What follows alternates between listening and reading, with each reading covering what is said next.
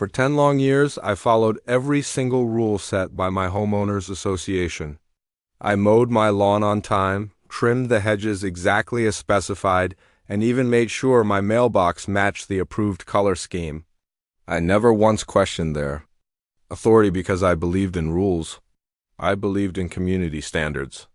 But little did I know, the strict adherence would not protect me when the HOA decided to single me out for a minor landscaping issue, escalating to threats of eviction. It started as a seemingly minor notice. A letter slipped under my door stating that my landscaping violated community guidelines. At first, I thought it was a simple misunderstanding. Maybe a bush had grown a little higher than allowed, or perhaps the HOA had misinterpreted the placement of a flower bed. I had always kept records of maintenance, mowing schedules, and compliance reports, but nothing could prepare me for the aggressive tone and legal threats that followed. The letter wasn't just a warning. It explicitly mentioned potential fines and hinted at eviction if the issue wasn't corrected immediately. I felt a cold rush of anxiety. Eviction, my home, the place where I had raised my family, celebrated milestones, and spent quiet Sunday mornings drinking coffee. The thought of losing it over a bush or a flower bed seemed absurd, but that was the world the HOA had created, a world where they held absolute power. Often without accountability, I knew I had to act carefully. Panicking would only make things worse. I took a step back and reviewed all my past interactions with the HOA, cross-referencing emails, notices, and maintenance logs. Every single entry showed my consistent compliance with community rules. I even had photos of my yard from previous years showing that nothing had changed dramatically to warrant a violation notice. Still, the HOA was relentless. Their notices kept coming, each one more threatening than the last, demanding immediate corrections and payment of fines. That's when I remembered something crucial: the original community blueprints. I had a copy tucked away in my personal files, documents that detailed exactly how each lot was designed, including landscaping specifications, pathways, and approved plantings. It was a relic from the time when the neighborhood was first developed, something I had kept more out of curiosity than necessity. I pulled out the blueprints and began comparing every detail with my yard. To my surprise and relief, my landscaping was not only compliant, it was exactly as the original plans intended. Every hedge, flower bed, and tree aligned perfectly with the developer's specifications. I realized then that the HOA had overlooked this critical fact. They were basing their threats on recent, possibly arbitrary rules, ignoring the original design and the legal authority behind it. This was my leverage. I carefully photographed every part of my property, annotating the images to match the original blueprints. I created a timeline of all the landscaping work I had done over the years, highlighting my consistent maintenance and adherence to both the HOA rules and the original design.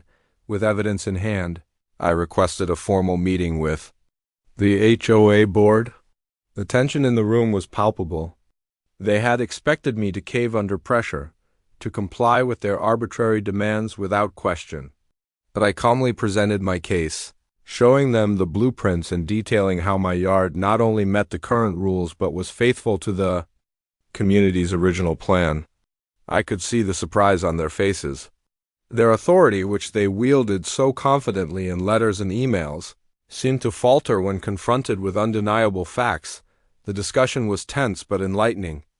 I pointed out that while the HOA could enforce reasonable updates or maintenance standards, they could not override the original legal blueprints of the community. They had assumed their rules were absolute, but in reality they were secondary to the foundational documents that defined the neighborhood's design. The irony was clear. They had threatened eviction without first confirming whether my landscaping truly violated any enforceable standard. What followed was a slow, cautious negotiation.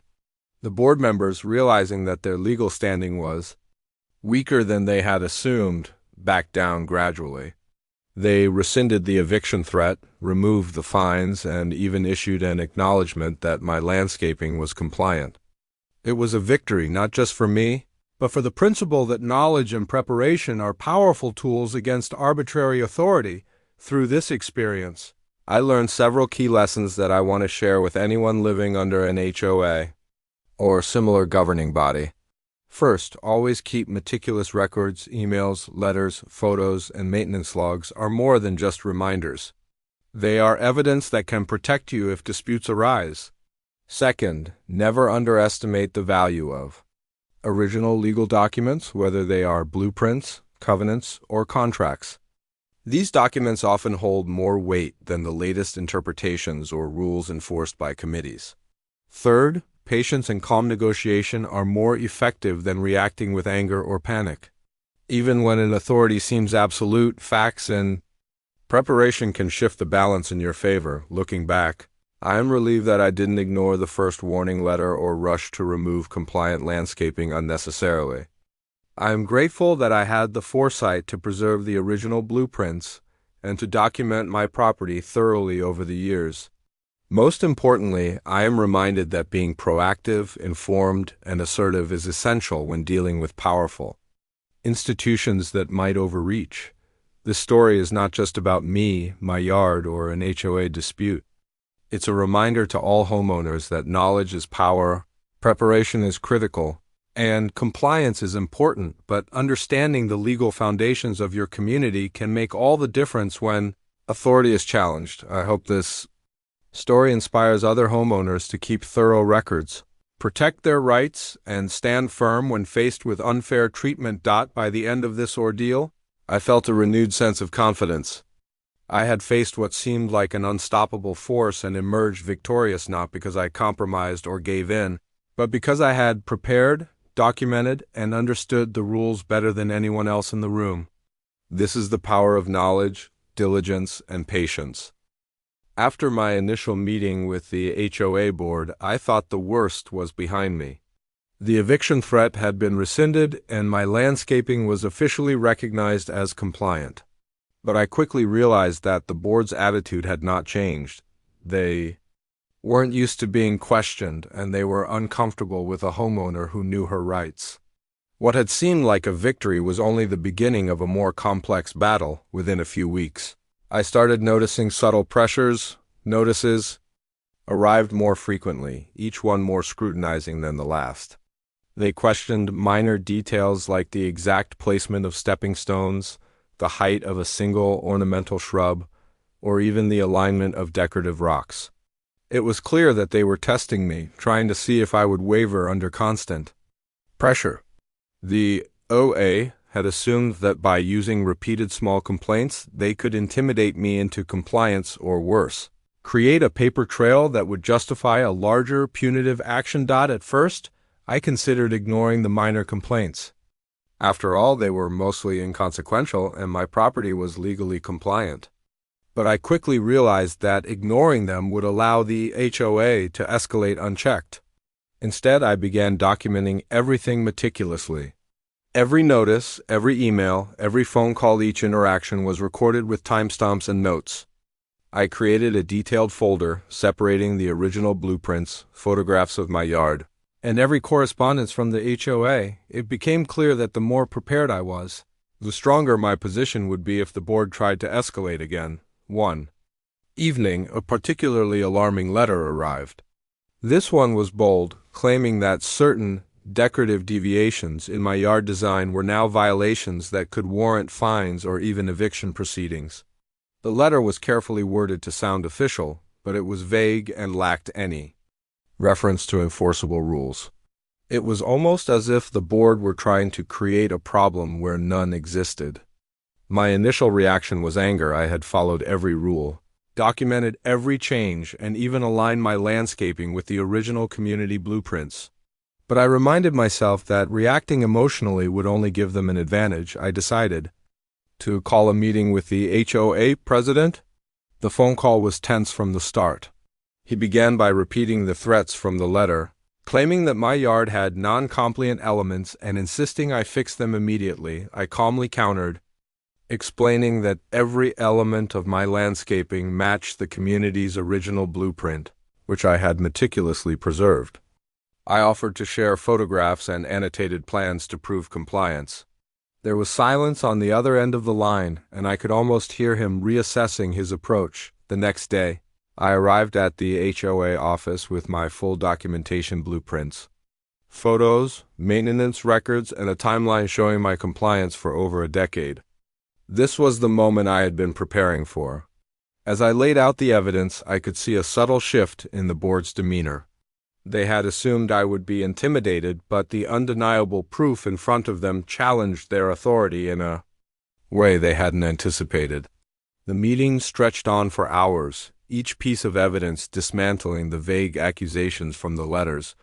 During the discussion, I also discovered something important. The board had misinterpreted certain rules, applying them inconsistently across the community. Some neighbors had landscaping features that were technically similar to mine, but they had never been questioned. This inconsistency was crucial. I pointed it out clearly and professionally, highlighting that selective enforcement could be legally challenged. The board had no counterargument. My calm, evidence-based approach made it impossible for them to continue their threats without exposing their own lack of due diligence. Despite the mounting evidence, the board tried to negotiate a compromise, suggesting I adjust certain elements of my yard voluntarily, but I was prepared for this. I knew that once I accepted any change, it would set a precedent that they could exploit. I politely declined, reiterating that my landscaping was fully compliant and backed by the original community blueprints. My tone was firm but professional, never aggressive. This combination of preparation, evidence, and composure gradually shifted the balance in my favor. After that meeting, the HOA was noticeably quieter. Letters stopped arriving as frequently, and the threats of fines and eviction subsided. The board began to communicate more cautiously, aware that I had the documentation to counter any future claims. I realized that consistency and patience were my strongest tools. By maintaining professionalism and relying on documented evidence, I had taken control of a situation that could have spiraled into stress, financial loss, and legal battles. But the experience also taught me an important lesson. Being informed isn't enough, you must also be proactive. If I hadn't preserved the original blueprints or taken photographs over the years, my ability to defend myself would have been severely limited. Keeping detailed records, understanding the rules, and knowing the legal framework that governs your community are essential for any homeowner dealing with an HOA. These tools don't just protect your property. They protect your peace of mind. Looking back, the entire ordeal was a test of endurance, knowledge, and composure. The HOA assumed they could wield power unchallenged, but preparation and facts turned the situation around. It was a reminder that authority may feel absolute, but it is never beyond scrutiny. By documenting everything, understanding the original community regulations, and presenting evidence logically, any homeowner can assert their rights effectively. The experience also strengthened my sense of community awareness. I realized that many neighbors may be quietly facing similar pressures, unaware of their rights or how to protect themselves. By sharing my story, I hope to inspire others to maintain careful records, understand the rules in writing, and approach conflicts with preparation and confidence. Knowledge, after all, is the ultimate safeguard against arbitrary authority. After weeks of tension, meetings, and relentless documentation, I began to see a change in the HOA board. The subtle power struggle that had dominated the past few months was gradually tipping in my favor. The board members, once aggressive and unwavering, were now approaching interactions cautiously. They had realized that I was no longer a passive homeowner. They were dealing with someone who understood the rules, possessed irrefutable evidence, and was prepared to defend her rights. Despite this shift, the atmosphere remained charged. Every interaction with the HOA felt like walking a tightrope. I couldn't relax completely because at any moment a new notice or ambiguous letter could reignite the conflict. That's why I doubled down on preparation. I reviewed every document I had collected, updated photographs of my landscaping, and ensured that all previous communications were organized chronologically. My goal was not only to protect myself, but also to create a clear record that would support me in any potential legal scenario. It was during one of these cautious periods that I discovered an important lesson: persistence is as important as knowledge. The HOA had assumed that intimidation alone would force compliance. They didn't anticipate that consistent, evidence-backed responses could neutralize their authority. Every letter they sent, every meeting they called, was met with calm, structured, and factual responses. I never allowed frustration or anger to guide my actions. In doing so, I transformed what could have been a stressful confrontation into a calculated, controlled process that I could manage. Then came the turning point. The board scheduled what they called a final review of my property. I walked into the meeting fully prepared, armed with original blueprints, photographs spanning over a decade, and a detailed log of every landscaping change I had made. As I presented my evidence, it became painfully clear that their previous claims lacked any substantial basis. Each argument they raised was easily countered with documented proof. I could see the subtle hesitation in their expressions. The tone of the room had shifted.